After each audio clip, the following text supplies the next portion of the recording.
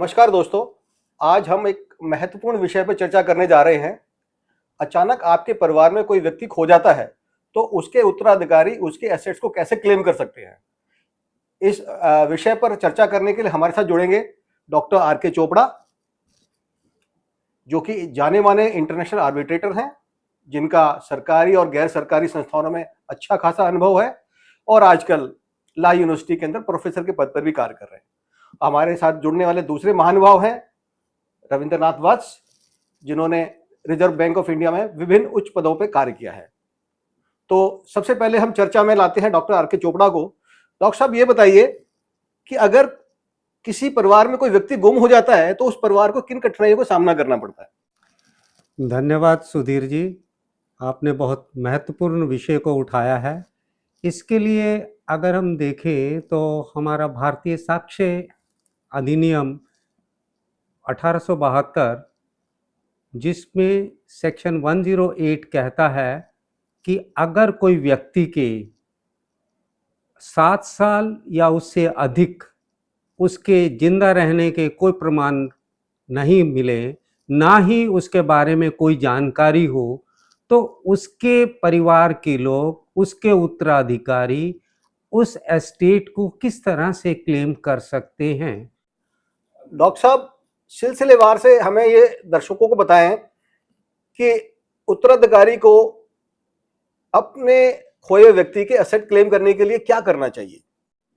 सुधीर जी, इस मामले में सबसे पहले जैसे ही व्यक्ति को या परिवार को पता लगता है कि परिवार का कोई जन काफ़ी देर से अवेलेबल नहीं है, तो उसके लिए आपको फर्स्ट इंफॉर्मेशन रिपोर्ट यानी एफआईआर दर्ज करानी होगी।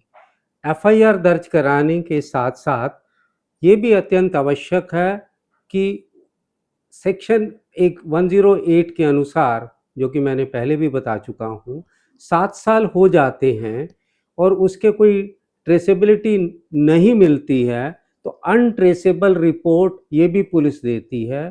तो एप्लीकेंट को जो कोर्ट में एप्लीकेशन लगाएगा उसमें एफआईआर की कॉपी, एक एडवर्टाइजमेंट इन द न्यूज़पेपर, कम से कम 2 न्यूज़पेपर में अलग अलग भाषाओं में, एक लोकल और एक रीजनल भाषाओं में, ताकि उस व्यक्ति को अगर कहीं पर भी हमारे देश में है तो कम से कम उसकी जानकारी प्राप्त हो सके। डॉक्टर साहब, ये कोर्ट में एप्लीकेशन कौन लगाता है? उसकी पत्नी, उसके बच्चे, उसके माता पिता, कौन एप्लीकेशन कोर्ट में लगाता है? एप्लीकेशन व्यक्ति के बच्चे, उसके माता पिता, उसका भाई बहन, कोई भी लगा सकता है, प्रोवाइडेड कि अगर जब ये ऑर्डर कोर्ट से पास हो जाए। डॉक्टर साहब, हमारे दर्शकों की जानकारी के लिए ये बताएं कि कोर्ट क्या ये भी बताएगा कि किस परिवार के सदस्यों, किस उत्तराधिकारी को कितना हिस्सा मिलेगा? जी नहीं। डॉक्टर साहब, मेरा सवाल पूछने का आशय ये है कि परिवार के सभी सदस्यों को बराबर का हिस्सा मिलेगा कि किसी को ज्यादा या कम मिलेगा? ये फैसला कौन करता है? ये कोर्ट ही फैसला करेगा क्या? परिवार में जो लोगों को जो हिस्सा मिलता है वो हिंदू मैरिज एक्ट और हिंदू सक्सेशन एक्ट के अनुसार मिल सकता है। इसमें क्योंकि हम केवल मिसिंग पर्सन के बारे में बात कर रहे हैं, हम हिस्सेदारी के बारे में इस सब्जेक्ट पे बहुत डिटेल में नहीं जाएंगे, लेकिन उसके बावजूद मैं दर्शकों को बताना चाहूँगा कि जो शेयर्स हैं वो कोर्ट तभी डिसाइड करता है अगर प्रॉपर्टी इंडिविजुअल की उसकी सेल्फ एक्वायर्ड प्रॉपर्टी है और वो अगर कोई उसने कोई विल नहीं की हुई, कोई और कहीं नॉमिनेशन नहीं किया हुआ, उन चीज़ों के आधार पर ये कहा जाता है the estate of the property shall be decided by the court. अगर कोई भी व्यक्ति उसका क्लेमेंट नहीं है तो वो सारी की सारी प्रॉपर्टी शासन को चली जाती है। डॉक्टर साहब, हमारे दर्शकों की जानकारी के लिए ये बताने का प्रयास करें कि लीगल हेयर्स कौन कौन होते हैं आज? जहाँ तक क्लेम्स का सवाल है, हिंदू सक्सेशन एक्ट में क्लास 1 और क्लास 2 दो प्रकार के हेयर्स हैं जो कि एंटाइटल्ड रहते हैं किसी व्यक्ति की प्रॉपर्टी के लिए, जैसे उसकी पत्नी, उसकी माँ, उसका बेटा, उसकी बेटी और उसके साथ साथ उसके अगर कोई प्रीडिसीज सन है या डॉटर है। अगर ये सारे नहीं हैं तभी क्लास 2 कैटेगरी ऑफ हेयर्स में जाता है। दर्शकों, आपने देखा डॉक्टर चोपड़ा ने बताया कि लीगल हेयर्स के अंदर उसके पत्नी, उसके बीवी बच्चे, उसके डिपेंडेंट डिपेंडेंट माता पिता हो सकते हैं।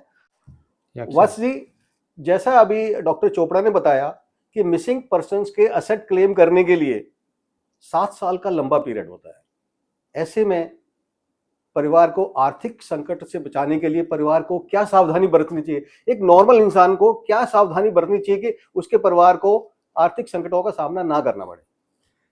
लीगली मिसिंग पर्सन्स के बारे में बैंक की गाइडलाइंस बहुत क्लियर है। वो बिना कोर्ट के आदेश के कोई भी पैसा किसी भी उत्तराधिकारी को या नॉमिनी को बिल्कुल नहीं देगा। आर्थिक संकट से बचने के लिए जो खाता धारक है उसको जॉइंट अकाउंट खुलवाना चाहिए, और वो भी ईदर सर्वाइवर बेसिस के ऊपर, ताकि परिवार का कोई ना कोई आदमी जो है वो अकाउंट को ऑपरेट कर पाए और उनको आर्थिक प्रॉब्लम ना आए। बस जी, आपके सलाह के अनुसार हम सभी को जॉइंट अकाउंट ही हमेशा खुलवाना चाहिए। वैसे जॉइंट अकाउंट्स के अंदर भी आजकल नॉमिनी बहुत मैंडेटरी है, लेकिन उसके बावजूद भी मैं ये कहना चाहूँगा कि सभी को, चाहे वो बैंक लॉकर्स हो, चाहे वो म्यूचुअल फंड्स हो, सभी जगह ईदर सर्वाइवर बेसिस के ऊपर जॉइंट अकाउंट ही खुलवाएं। बस ये जानकारी हमारे दर्शकों को बहुत अच्छी दी है आपने। सुधीर जी, मैं अपने दर्शकों को एक बात और बताना चाहूँगा कि नॉमिनी किसी भी बैंक से या संस्था से पैसे लेने के लिए एक एप्लीकेशन लगाने वाला आदमी है। He is merely the custodian of the wealth or the asset of the dead or the missing person।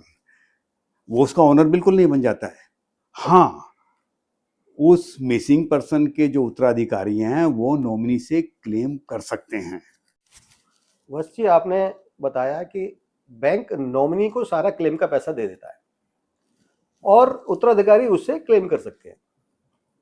ऐसी स्थिति के अंदर किस उत्तराधिकारी को कितना पैसा मिलेगा, किसी को ज्यादा किसी को कम, ये तो समस्या बन जाएगी।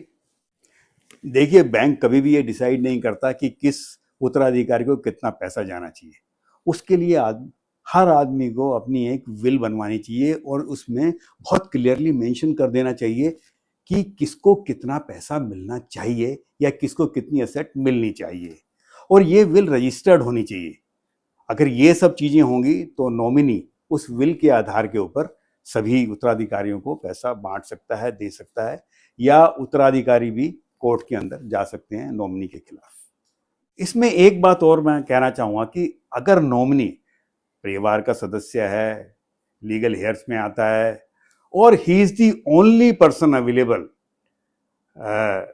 अमंग द लीगल हेयर्स और सारे लोगों के अंदर, तो he will become the pure owner of the asset और the wealth of the dead और द लिविंग पर्सन। बहुत बहुत धन्यवाद वत्स जी आपका, और बहुत बहुत धन्यवाद आपका डॉक्टर चोपड़ा। चोपड़ा ने आपको मिसिंग पर्सन्स के एसेट क्लेम करने के बारे में क्या प्रोसीजर अपनाना चाहिए और इनसे आने वाली समस्याओं से निपटने के लिए क्या करना चाहिए, मेरे को लगता है कि बहुत अच्छी तरीके से, बहुत विस्तार में इन्होंने बताया है। और उम्मीद करता हूं कि आप इनके द्वारा जो जानकारी दी गई है हम सबके लिए लाभकारी सिद्ध होगी, आपको भी इसका फायदा मिलेगा। धन्यवाद।